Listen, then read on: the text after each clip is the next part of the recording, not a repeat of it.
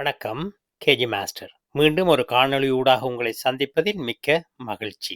இன்று active and passive செய்வினை செயற்பாட்டு வினை வாக்கியங்களை மாடல் வேர்ப்ஸ் அதாவது மாதிரி வினைச்சொற்களை பயன்படுத்தி எவ்வாறு உருவாக்கிக் கொள்ளலாம் என்பது சம்பந்தமான ஒரு சிறப்பான விளக்கங்களை கொண்ட காணொளியுடன் சந்திக்கின்றோம். காணொளியை முழுமையாக பாருங்கள், முழுமையாக பயிற்சி செய்யுங்கள், முழுமையாக அதன் பலனை பெறுங்கள். இப்போது ஒரு பேனாவுடனும் நோட்புக்குடனும் வாருங்கள், காணொளிக்குள் செல்வோம். முதலில் ஆக்டிவ் வாய்ஸ், பாசிவ் வாய்ஸ் என்றால் என்ன என்பதை பார்ப்போம். அதாவது செய்வினை, செயற்பாட்டு வினை.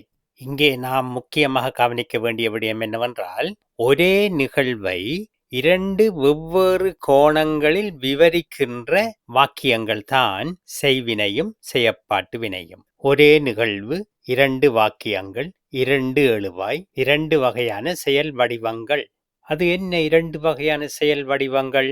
அதாவது என்னை ஒருவர் அடிப்பாராக இருந்தால் அடிப்பது ஒரு செயல் வடிவம், அடியை வாங்குவது இன்னொரு செயல் வடிவம். நிகழ்வு ஒன்று, செயல் வடிவங்கள் இரண்டு. இப்போது அடித்தவர் அதாவது செயலை செய்தவர், த டூவர், வாக்கியத்தில் எழுவாயாக வரும்போது அது செய்வினை வாக்கியம், ஆக்டிவ் வாய்ஸ். மாறாக அடியை வாங்கியவரை முன்னிலைப்படுத்தி அதாவது அவரை எழுவாயாக வைத்து ஒரு வாக்கியத்தை அமைக்க வேண்டுமாக இருந்தால் அது செயற்பாட்டு வினை வாக்கியம், அதாவது பாசிவ் வாய்ஸ். இப்போது ஆக்டிவ் வாய்ஸுக்கான ஸ்ட்ரக்சர், அமைப்பு முறை என்ன என்பதை பார்ப்போம். Subject plus verb plus object, அதாவது எழுவாய், வினைச்சொல், செயற்படு பொருள். பாசிவ் வாய்ஸுக்கான ஸ்ட்ரக்சரை பாருங்கள். ஆப்ஜெக்ட் ஆஸ் சப்ஜெக்ட், அதாவது செய்வினை வாக்கியத்தில் எது ஆப்ஜெக்டாக இருந்ததோ அது இங்கு சப்ஜெக்டாக வரும். அதனோடு இந்த நிகழ்வு நிகழ்ந்த காலத்தை பொறுத்து அந்த காலத்திற்கு பொருத்தமான பி வேர்ப், அதாவது ஆம், இஸ், ஆர், வாஸ், வேர் என்பன உள்ளடங்கலாக 8 வினைச்சொற்கள் இருக்கின்றன அல்லவா? அவற்றில் பொருத்தமானதை சேர்க்க வேண்டும். அத்தோடு செயலின் வடிவத்தை குறிக்கின்ற பாஸ்ட் பார்ட்டிசிபிள், அதாவது V3 பிளஸ் செயலை செய்தவர் யார் என்பது குறிப்பிடப்பட வேண்டும் என்ற அவசியம் இருந்தால் குறிப்பிட வேண்டும். அவசியம் இல்லை என்றால் அதை தவிர்த்து கொள்வது முக்கியம்.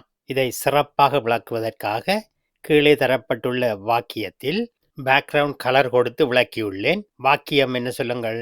Lisa cleaned the room. This is an active voice. பாருங்கள், Lisa subject yellow, cleaned verb green, the room in blue, the object. இப்போது பாசிவ் வாய்ஸை பாருங்கள். the room subject, cleaned என்ற past tenseக்கு be verbல் இருக்கின்ற வினைச்சொல் was. செயலை குறிக்கின்ற clean என்பதனுடைய V3 வடிவம், அதாவது past participle cleaned. அத்தோடு யாரால் என்பதற்கு by Lisa, அதாவது active voice Lisa cleaned the room, passive voice the room was cleaned by Lisa.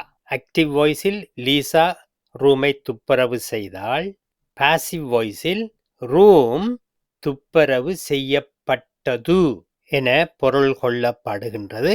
இங்கே பட்டது என்பதை வெளிப்படுத்துகின்ற வினைச்சொல் பி குரூப்பில் இருக்கின்ற வாஸ் என்பதை குறிப்பிடுத்திக் கொள்ளுங்கள். ஆக்டிவ் வாய்ஸ், பாசிவ் வாய்ஸ் சம்பந்தமான மேலும் பல விளக்கங்களை உள்ளடக்கிய ஒரு முழுமையான காணொளி இருக்கின்றது. நேரம் கிடைக்கும் பொழுது அதையும் பயன்படுத்திக் கொள்ளுங்கள். இப்போது நாம் மாடல் வேர்ப்ஸ் என்றால் என்ன என்பதை பார்ப்போம். மாடல் வேர்ப்ஸ் இவை எதற்காக பயன்படுத்தப்படுகின்றன என்றால், ஆங்கில இலக்கணத்தில் இருக்கின்ற 5 வகையான வினைச்சொற்களில் மாடல் வேர்ப்ஸும் ஒன்று. ஏனைய வினைச்சொற்களால் வெளிப்படுத்த முடியாத விடயங்களை இந்த மாடல் வேர்ப்ஸை பயன்படுத்தி மிக அழகாக வெளிப்படுத்தக்கூடியதாக இருக்கின்றது. எவ்வாறான விடயங்கள்? ஒருவருடைய திறமை அல்லது பாசிபிலிட்டிஸ், அல்லது பெர்மிஷன் அல்லது ஆப்ளிகேஷன் அல்லது அட்வைஸ் போன்ற விடயங்களை மிக அழகாக குறிப்பிடுவதற்கு இந்த மோடல் வேர்ப்ஸ் மிகவும் சிறப்பான பங்களிப்பை செய்கின்றன. இந்த மோடல் வேர்ப் சம்பந்தமான முழுமையான காணொளி ஒன்று இருக்கின்றது. பல்வேறு விடயங்களை உள்ளடக்கி இருக்கின்றது. அவற்றை தவறாமல் பாருங்கள்.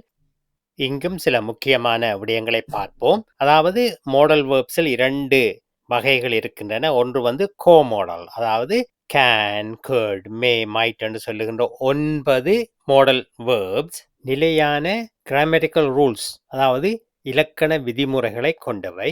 ஒன்று, அவை தங்களுடைய அமைப்பு முறையை எழுவாய்க்கு ஏற்றவாறு மாற்றிக்கொள்வதில்லை.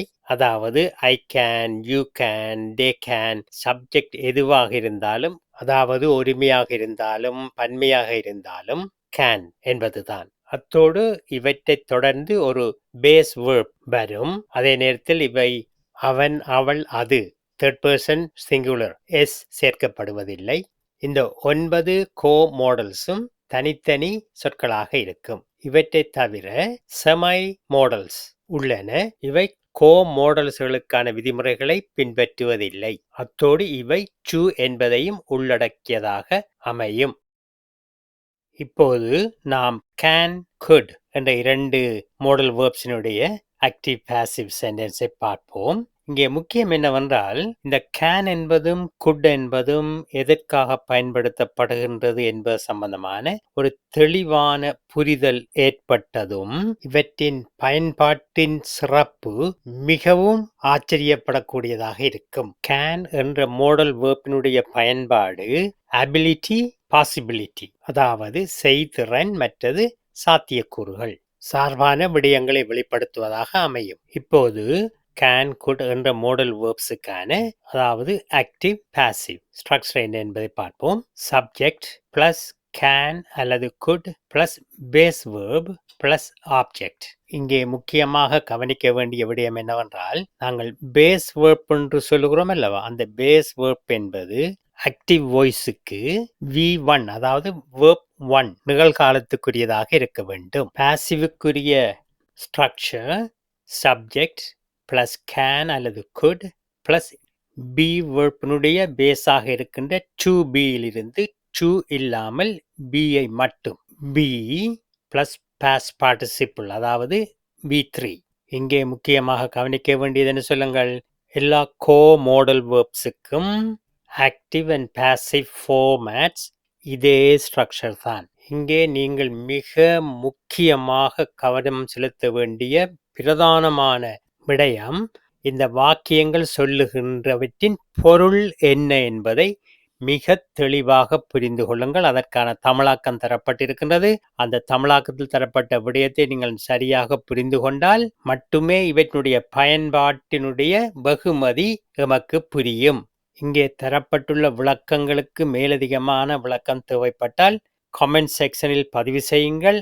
அதற்கான முழு விளக்கத்தையும் நான் உதாரணங்களுடன் உங்களுக்கு தருவேன். இப்போது ஆக்டிவ் பாசிவ் வாக்கியங்களுக்கு செல்வோம். She can wash the car. அவள் காரை கழுவ முடியும். அதற்கான அபிலிட்டி அவளிடம் இருக்கிறது என்பது அதனுடைய பொருள். இப்பொழுது பாசிவ் வாய்ஸை பாருங்கள். The car can be washed by her. Car அவளால் கழுவப்பட முடியும். அடுத்ததாக could. She could wash the car. அவள் காரை கழுவி இருக்க முடியும். ஆனால் அவள் காரை கழுவவில்லை என்பதுதான் அதனுடைய வெளிப்பாடு. பாசிவ் வாய்ஸை பாருங்கள். The car could be washed by her. ஆனால் கழுவப்பட்டிருக்கவில்லை என்பதுதான் அதனுடைய வெளிப்பாடு. இங்கே ஆக்டிவ் வாய்ஸில் அவள் என்பது சப்ஜெக்ட், பாசிவ் வாய்ஸில் கார் என்பது சப்ஜெக்ட். இங்கே கேன் என்பதற்கும் குட் என்பதற்கும் இடையிலான வேறுபாடு என்னவென்றால் டைம் ரெஃபரன்ஸ், அது எந்த காலத்தை குறிப்பிடுகின்றது என்பதுதான். அதாவது கேன் என்பது இப்பொழுதிலிருந்து எதிர்காலத்தை நோக்குகிறது, குட் என்பது கடந்த காலத்தை திரும்பி பார்க்கிறது. இந்த வாக்கியங்களை திரும்ப திரும்ப கூறி பாருங்கள், அவற்றின் டைம் ரெஃபரன்ஸ் மிக தெளிவாக புரியும். இப்பொழுது மாடல் வேர்ப்ஸ் மே, மைட் சம்பந்தமாக பார்ப்போம். ஏற்கனவே அதற்கான ஃபார்முலா எல்லா மாடல் வெர்ப்ஸுக்கும் ஒரே மாதிரி என்று குறிப்பிட்டிருந்தேன். இப்பொழுது நேரடியாக நாங்கள் வாக்கியத்துக்கு செல்வோம். ஆக்டிவ் வாய்ஸை பாருங்கள். மே என்பதற்கு the manager may approve the request. மேலாளர் கோரிக்கையை அங்கீகரிக்கலாம். Passive voice the request may be approved by the manager. கோரிக்கை மேலாளரால் அங்கீகரிக்கப்படலாம். இங்கே அங்கீகரிக்கலாம், அங்கீகரிக்கப்படலாம் என்பது 100% உத்தரவாதமானது அல்ல. ஆனால் ஹையர் பாசிபிலிட்டி, அதாவது அதற்கான சாத்தியக்கூறுகள் அதிகமாக இருக்கின்ற பொழுது நாங்கள் மே என்ற மாடல் வெர்பை பாவிக்கின்றோம். இங்கே ஒரு முக்கியமான விடயத்தை கவனிக்க வேண்டும் அல்லவா? அதாவது ஆக்டிவ் சென்டென்ஸ் த மேனேஜர் மே அப்ரூவ் த ரெக்வெஸ்ட். எங்களுடைய ஃபோக்கஸ் மேனேஜரில் இருக்கின்றது. ஆனால் பாசிவ் வாய்ஸில் ஃபோக்கஸ் கோரிக்கையில் இருக்கின்றது. அதாவது எங்களுடைய கோரிக்கை உறுதியானதாக இருக்கின்றது. ஆகவே மேனேஜர் அதை அங்கீகரிக்கலாம். எவ்வளவு பெரிய வேறுபாடு பாருங்கள். அடுத்து மைட் மாடலை பார்ப்போம். The manager might approve the request. மேலாளர் கோரிக்கையை அங்கீகரிக்கலாம். இப்போது பாருங்கள், த மேனேஜர் மே அப்ரூவ் என்பதற்கும் மைட் அப்ரூவ் என்பதற்கும் அதன் பொருளில் எந்த வேறுபாடும் கிடையாது. பாருங்கள், மே அப்ரூவ் என்பதற்கும் மேலாளர் கோரிக்கையை அங்கீகரிக்கலாம், மைட் அப்ரூவ் என்பதற்கும் மேலாளர் கோரிக்கையை அங்கீகரிக்கலாம்.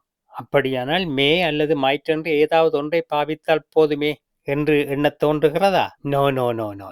இங்கே மேயா அல்லது மைட்டா என்பதை தீர்மானிப்பது பாசிபிலிட்டி. ஹையர் பாசிபிலிட்டி இருக்குமாக இருந்தால் மே, மிகவும் குறைவான அளவு சாத்தியக்கூறு இருக்குமாக இருந்தால் மைட்டை பாவிக்க வேண்டும். உதாரணமாக, கார்மேகங்கள் அங்குமிங்குமாக ஓடிக்கொண்டிருந்தால் நாங்கள் இட் மே ரெயின், மழை பெய்யக்கூடும் என்று சொல்லலாம். கார்மேகங்கள் இல்லை, ஆனால் காற்று குளிராக இருக்கின்றது எனும்போது நாங்கள் இட் மைட் ரெயின் என்று குறிப்பிடலாம். இங்கே ஆக்டிவ் பாசிவ் சென்டென்ஸில் இருக்கின்ற சப்ஜெக்டை முழுமையாக ஃபோக்கஸ் பண்ணுங்கள். இப்போது மாடல் வெர்ப் மஸ்ட். ஒரு உறுதியான தேவைப்பாடு அல்லது கடப்பாடு அல்லது ரெக்கமெண்டேஷன் என்பவற்றிற்கு மஸ்ட் என்பது பாவிக்கப்படுகின்றது. ஆக்டிவ் பாசிவ் ஸ்ட்ரக்சர் எல்லா மாடல்ஸுக்கும் ஒரே மாதிரி தான். இப்பொழுது நாங்கள் வாக்கியங்களுக்கு செல்வோம். Active, students must return the books. மாணவர்கள் புத்தகங்களை திருப்பி கொடுக்க வேண்டும். இங்கே ஃபோக்கஸ் மாணவர்கள் மீது இருக்கின்றது. பாசிவ் சென்டென்ஸை பாருங்கள். The books must be returned by the students. இங்கே ஃபோக்கஸ் புத்தகங்களின் மீது இருக்கின்றது. தமிழாக்கத்தை பாருங்கள். புத்தகங்கள் மாணவர்களால் திருப்பி கொடுக்கப்படல் வேண்டும். அடுத்ததாக பாருங்கள். We must follow the rules. நாம் விதிகளை பின்பற்ற வேண்டும். The rules must be followed by us. விதிகள் எங்களால் பின்பற்றப்பட வேண்டும். மாடல் வெர்ப்ஸால் மட்டும்தான் இவ்வாறு தெளிவாக குறிப்பிட முடியும். எனவே நன்றாக பயிற்சி செய்யுங்கள். அடுத்ததாக will, shall. இவற்றிற்கான ஆக்டிவ் பாசிவ் ஸ்ட்ரக்சரை கவனித்துக் கொள்ளுங்கள். இப்போது இவற்றினுடைய பயன்பாடு என்ன என்பதை பார்ப்போம். வில் என்பது எதிர்காலம் சார்ந்த செயல்களுக்கும் நோக்கங்களுக்கும் பயன்படுத்தப்படுகின்றது. ஷால் என்பது ஐ வி இரண்டும் தவிர பெரும்பாலான சந்தர்ப்பங்களில் சட்ட ரீதியான ஆவணங்களுக்கு, சட்ட ரீதியான கூற்றுக்களுக்கு பயன்படுத்தப்படுகின்றது. இப்போது ஆக்டிவ் சென்டென்ஸை பார்ப்போம். She will submit the form. அவள் படிவத்தை சமர்ப்பிப்பாள். ஃபோக்கஸ் she, அவளில் இருக்கின்றது. Passive the form will be submitted by her. படிவம் அவளால் சமர்ப்பிக்கப்படும். தமிழில் இவ்வாறும் கூறுவதுண்டு, அவளால் படிவம் சமர்ப்பிக்கப்படும். காரணம் என்னவென்றால் தமிழில் உயர்திணை அகிர்ணை இருப்பது போல் ஆங்கிலத்தில் இல்லை. ஆனால் தமிழ் வாக்கியங்களில் உயர்திணையில் வாக்கியங்களை ஆரம்பிப்பது வழக்கம். ஆனால் பொருளில் வேறுபாடு கிடையாது. அதாவது படிவம் அவளால் சமர்ப்பிக்கப்படும் என்பதும் அவளால் படிவம் சமர்ப்பிக்கப்படும் என்பதும் ஒரே பொருள்தான். அடுத்து ஷால் என்பதை பாருங்கள். We shall start the meeting. Passive, the meeting shall be started by us. Active passive என்பது எங்களுடைய ஃபோக்கஸ் எதில் இருக்க வேண்டும் என்பதை பொறுத்தே உருவாக்கப்படுகின்றது என்பதையும் குறித்துக் கொள்ளுங்கள். அடுத்ததாக நாம் should, would சம்பந்தமாக பார்ப்போம். should என்பது advice, obligations, expectation என்பவற்றிற்கும், would என்பது பணிவான வேண்டுகோள்கள், கருதுகோள்கள், கடந்த கால பழக்க வழக்கங்கள் என்பவற்றை குறிப்பிடுவதற்கு பயன்படுத்தப்படுகின்றது. பாருங்கள், he should check the report. அவர் அறிக்கையை சரிபார்க்க வேண்டும். Passive, the report should be checked by him. அறிக்கை அவரால் சரிபார்க்கப்பட வேண்டும். இங்கே உள்ள முக்கியமான விடயம் என்ன சொல்லுங்கள்? அவர் அறிக்கையை சரிபார்க்க வேண்டும் என்பது ஒரு எதிர்பார்ப்பு. காரணம், focus அவரில் இருக்கின்றது. He is the subject. ஆனால் passive, அதாவது the report should be checked by him என்பதில் focus, அதாவது subject, the report. இங்கே should என்பது recommendation என்ற பொருளில் வருகின்றது. அதாவது active sentenceல் expectation, passive sentenceல் recommendation. அடுத்த வாக்கியத்தை பாருங்கள். They would build a house. ஒரு அனுமானம் தான். ஒரு லாட்டரியில் காசு வந்தால் வீடு கட்டுவார்கள் என்பது போன்ற அனுமானம். Passive, a house would be built by them. அவர்களால் ஒரு வீடு கட்டப்படக்கூடும். இதுவும் அனுமானம் தான். ஆனால் focus, subject வீடாக இருக்கின்றது. இதுவரையில் நாம் ஆக்டிவ் பாசிவ் ஃபார்மில் 9 கோ மாடல்ஸையும் பார்த்துவிட்டோம், பயிற்சி செய்துவிட்டோம். அடுத்து செமை மாடல்ஸ் சம்பந்தமாக பார்ப்போம். இவை சம்பந்தமாக ஆரம்பத்திலேயே நான் குறிப்புகள் தந்துள்ளேன். இங்கே சிலவற்றை உதாரணங்களாக தந்துள்ளேன். கோ மாடல்ஸ் போன்ற இவையும் subject, semi modal, base verb, object என்பன ஆக்டிவ் சென்டென்ஸுக்கும், subject, semi modal plus be verb plus past participle passive சென்டென்ஸுக்கும் பயன்படுத்துகின்றன.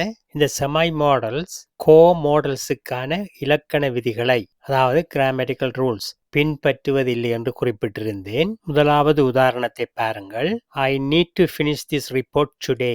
இங்கே சப்ஜெக்ட், ஃபோக்கஸ் ஐ என்பதில் இருக்கின்றது. பாசிவ் சென்டென்ஸில் this report needs to be finished by me today. இங்கு ஃபோக்கஸ், அதாவது சப்ஜெக்ட், கோ மாடலில் வருவதைப் போன்று ரிப்போர்ட்டில் இருக்கின்றது. இங்கே கோ மாடல்ஸின் இலக்கண விதிகளுக்கு உட்படாத ஒரு விடயம் இருக்கின்றது, அவதானித்தீர்களா? பாசிவில் ஃபோக்கஸ் எழுவாய் the report, third person singular, அதாவது ஹி, ஷி, இட் என்று இருப்பதால் நீட் என்பது நீட்ஸ் என்று மாறியிருக்கின்றது. ஆனால் கோ மாடல்ஸ் ஒரு பொழுதும் மாற்றமடையாது. செமை மாடல்ஸ் மாற்றமடையும் என்பதையும் குறித்து கொள்ளுங்கள். சிறப்பான பேச்சுக்கும் எழுத்திற்கும் மாடல் வேர்ப்ஸினுடைய பயன்பாடு மிகவும் முக்கியமானது. நன்றாக பயிற்சி செய்யுங்கள். பயிற்சி செய்ய செய்ய செய்ய அது இயல்பாகவே எங்களுக்கு எப்போது எதை எவ்வாறு பாவிக்க வேண்டும் என்பது மிக இலகுவாகிவிடும். அத்தோடு உங்களுடைய தேடலுக்கும் உழைப்பிற்கும் என்னுடைய மனப்பூர்வமான நன்றிகள். என்னுடைய காணொளி உங்களுக்கு பயனுள்ளதாக அமைந்திருக்கும் என்பதில் மிகவும் உறுதியாக உள்ளேன். எனது காணொளிகளை நீங்கள் தொடர்ச்சியாக பெறுவதற்கு சப்ஸ்கிரைப் பண்ணுங்கள். அத்தோடு எல்லோருடனும் ஷேர் பண்ணிக்கொள்ளுங்கள். மீண்டும் ஒரு காணொளியில் சந்திப்போம்.